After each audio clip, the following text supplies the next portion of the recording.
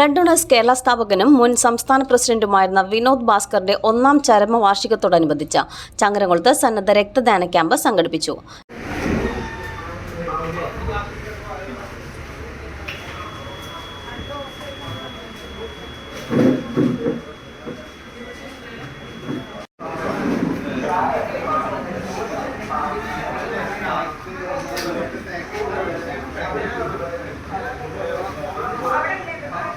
Winners arts and sports club ആമയവും BDK Ponnani taluk കമ്മിറ്റിയും സംയുക്തമായി വിന്നേഴ്സ് ക്ലബ്ബ് പരിസരത്ത് സംഘടിപ്പിച്ച ക്യാമ്പിന് പെരിന്തൽമണ്ണ ഗവൺമെന്റ് ബ്ലഡ് സെന്റർ സഹകരണം നൽകി.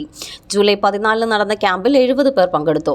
ഇതിൽ 20 പേർ ആദ്യമായാണ് രക്തദാനം നടത്തിയത്. 3 വനിതകൾ ഉൾപ്പെടെ ആകെ 47 പേർ ക്യാമ്പിൽ രക്തദാനം ചെയ്തു.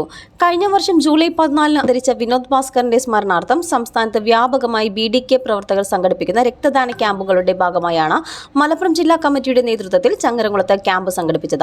Winners arts and sports club ഭാരവാഹികൾ, BDK ജില്ലാ താലൂക്ക് കമ്മിറ്റി ഭാരവാഹികൾ, ഏഞ്ചൽ വിങ്സ് അംഗങ്ങൾ എന്നിവർ ക്യാമ്പിന് നേതൃത്വം നൽകി. ക്യാമ്പിന്റെ മികച്ച സംഘാടനത്തിനുള്ള അംഗീകാരമായി BDK പൊന്നാനി താലൂക്ക് കമ്മിറ്റിയും പെരിന്തൽമണ്ണ ഗവൺമെന്റ് ബ്ലഡ് സെന്ററും ചേർന്ന വിന്നേഴ്സ് ആർട്സ് ആൻഡ് സ്പോർട്സ് ക്ലബ്ബിനെ ഉപഹാരം നൽകി ആദരിച്ചു. CNTV ചങ്ങരംകുളം.